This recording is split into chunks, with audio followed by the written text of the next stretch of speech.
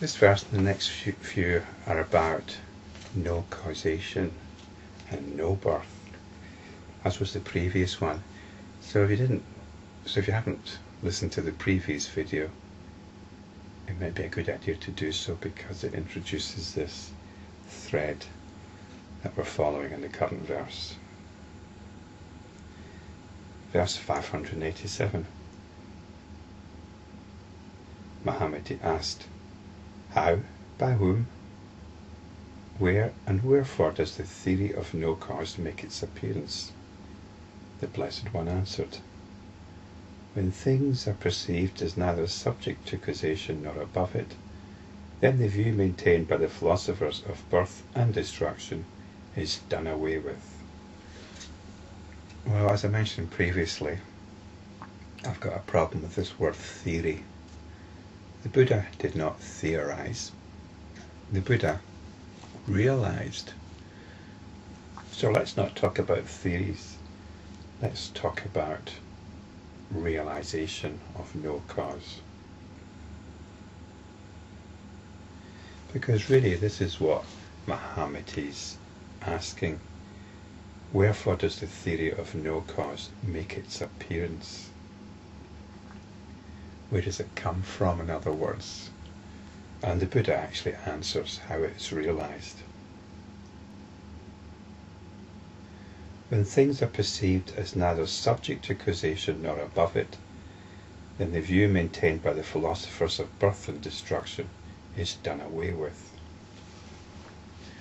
So the view maintained by the philosophers is the common view that most of us have, that at one point there was nothing, and then the universe came into existence, and there were lots of things happening over periods of time which brought us to our current situation. These things are subject to causation. We're also said that when things are perceived as neither subject to causation nor above it, so it's allowing for the possibility of miraculous events, of things appearing out of nothing, things appearing from nothing, which apparently the universe was supposed to do if you follow the scientific understanding or the religious understanding. Scientific understanding, at least as it's commonly understood, is that at one point there was nothing, or just this little ball of incredibly dense substance, and that was it. It wasn't even hanging in time and space, because there wasn't any time and space. It was just this little dense ball which exploded, and then we get the universe. So you can believe that one, or you can believe that God did it. God was what there was, and there was nothing except God, and God, for some reason, known only to him or her, made the universe, made the world. So we're not buying into either of these stories here. We're not buying into some force or power beyond causation. And there's a cycle of birth and destruction. Things come into being. Given certain conditions, something is born. And whatever is born is ultimately destroyed. This is part of the cycle of causation, which brings us to our present moment. It's a wonderful story. It's wonderful in its vastness.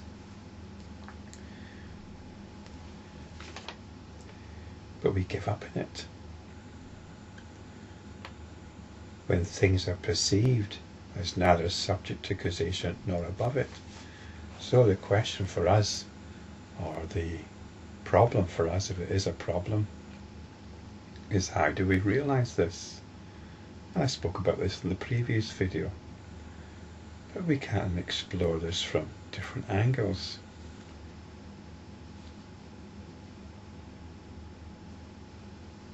Let's talk about the universe, for example. What is the universe when it is not an idea? There's a little koan for you.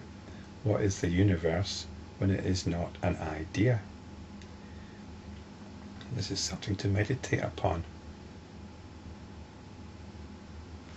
But I'm going to tell you the answer anyway. The universe, all of creation, is what is here right now. It is what is happening right here, right now, in the field of experiencing. I am experiencing the totality of the universe right here, right now. Everything else is a memory, an inference, an idea, a notion, a belief. I'm dropping all of that. I'm dropping all notions, beliefs, inferences, ideas, all understandings, and I'm coming to the realization that the whole universe in its totality is right here, right now, identified with this sense of being. I want to say my sense of being because of language,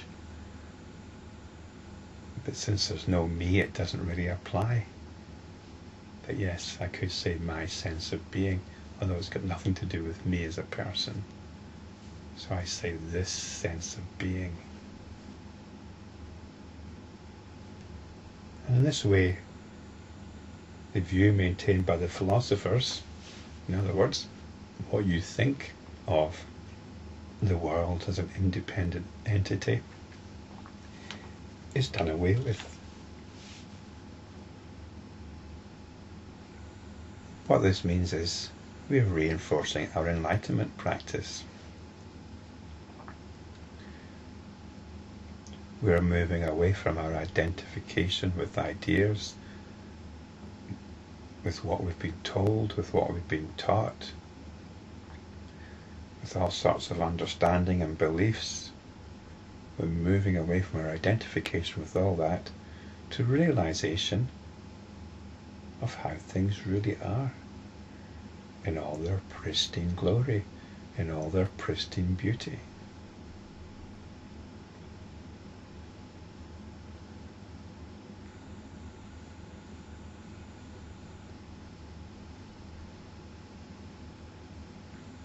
We're opening up to what is sometimes referred to as our Buddha nature. Our Buddha nature.